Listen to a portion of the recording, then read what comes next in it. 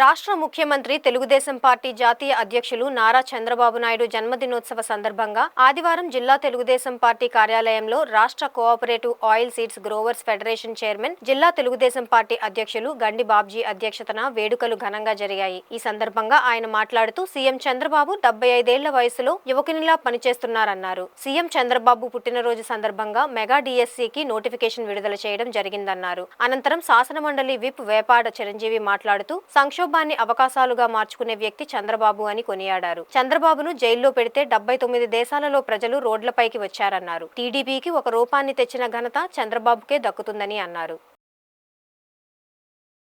ఇటు ఎన్టీఆర్ గారికి కానీ ఆయనకి కానీ ఈ కార్యక్రమాలు చేయవలసిన బాధ్యత మనకుంది.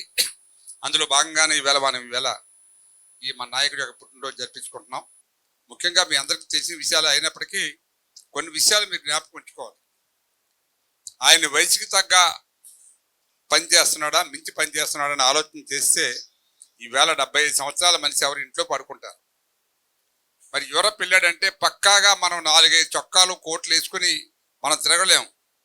కానీ ఆయన కనీసం ఆయన ప్యాటర్న్ డ్రెస్ ఏదైతే ఉందో ఆ డ్రెస్తో తిరిగి అందరినీ ఆశ్చర్యపరిచి అన్ని కంపెనీల పెద్దలతో మాట్లాడి ఈవేళ మన రాష్ట్రానికి మీకు తెలుసు సుమారు 7 లక్షల కోట్ల రూపాయల అగ్రిమెంట్లు తీసుకొచ్చారు.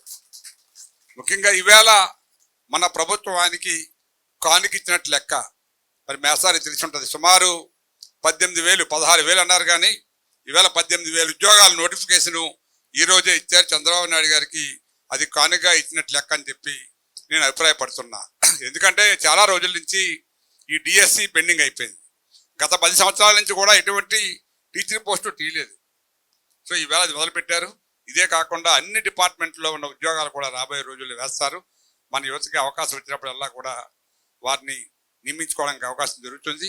ఇంకా మిగతా అవుట్సోర్సింగ్ కూడా మనకి ఇంకా ఓపెన్ అవ్వలే. చాలామంది మన వాళ్ళ పిల్లలు ఖాళీగా ఉంటున్నారు. అవుట్సోర్సింగ్ కోసం గవర్నమెంట్ ఒక డెసిషన్ తీసుకుని అవుట్సోర్సింగ్ కార్పొరేషన్ జగన్ ఎప్పుడో ఉన్నప్పుడు పెట్టాడు, కానీ ఆ కార్పొరేషన్ ద్వారా ఉద్యోగాలు తీయలేదు, ఎవరికి న్యాయం జరగలేదు. ఈవేళ మనం కూడా దాన్ని ఓపెన్ చేసి ఎక్కడ ఏ డిపార్ట్మెంట్లో ఖాళీలు ఉన్నాయో పర్మనెంట్ ఉద్యోగాలు ఇవ్వకపోయినా పర్వాలేదు, టెంపరీగా క్వాలిఫైడ్ స్టూడెంట్స్ని అవుట్సోర్సింగ్లో పెడితే అవకాశం ఉన్నప్పుడు వాళ్ళకి పర్మనెంట్ అవకాశం వస్తుంది. అప్పుడే ఎగ్జామ్ రాసుకొని సెలెక్ట్ అవ్వచ్చు. ఇలాంటివన్నీ కూడా ఎన్నో కార్యక్రమాలు చేయడానికి ముందు ఆ భగవంతుడు అతనికి ఆరోగ్యం ఇవ్వాలి, ఐశ్వర్యం ఇవ్వాలి. ముందు ఆరోగ్యం ఇస్తే డెఫినెట్గా ఇంకొక 10 సంవత్సరాలు 2 సార్లు ఇంకా ముఖ్యమంత్రి అయ్యే అవకాశాలు ఉన్నాయి నా ఉద్దేశం. అయితే అతను ప్యాటర్న్ మీరు అబ్జర్వ్ చేస్తే డెఫినెట్గా ఇంకో 10 సంవత్సరాలు ఈ రాష్ట్రానికి సేవ చేసే అదృష్టం ఉంటుంది. ఆ వెంకటేశ్వర స్వామి అతనికి అవకాశం ఇచ్చే అవకాశాలు కూడా ఉన్నాయి. జనరల్గా మీకు తెలిసిపోతుంది మనిషి నడవడిక, ఆ ప్యాటర్న్, అతను చేసే కఠోర శ్రమ. ఇవాళ ఎక్కడా కూడా ఆయన ఇలా నించుంటే మనం ఒక్క అరగంట నించుంటే ఇలా ఓ పక్క ఇలా ఓ పక్క వంగిపోతాం. మనం అతను చూసి నేర్చుకోవాల్సిన చాలా ఉంది, మనం నేర్చుకోలేకపోతున్నాం. మనకున్న పరిస్థితులు మనకి చేయలేం, కొన్ని బాధలు ఉంటాయి మనకి. సో ఏమని చెప్తే మీరు అలాగే చెప్తారండి, మీరు మీదన కూర్చుంటారు, మేము కిందన కూర్చుంటారు. మీదన కూర్చుని ఏముండదు, కిందన కూర్చుని ఏముండదు, మీకు తెలియదు వచ్చిన బాధ. 100% దిగ్విజయం చేస్తున్న తెలుగుదేశం పార్టీ కుటుంబ సభ్యులందరికీ, మరి ముఖ్యంగా ఈరోజు చంద్రబాబు నాయుడు గారి పుట్టినరోజు సందర్భంగా రక్తదానం చేస్తున్న రక్తదాతలందరికీ మరొకసారి చంద్రబాబు నాయుడు గారి పుట్టినరోజు సందర్భంగా 75వ పుట్టినరోజు శుభాకాంక్షలు మన పార్టీ తరపు నుంచి బాబు గారికి మరొకసారి తెలియజేస్తున్నాం.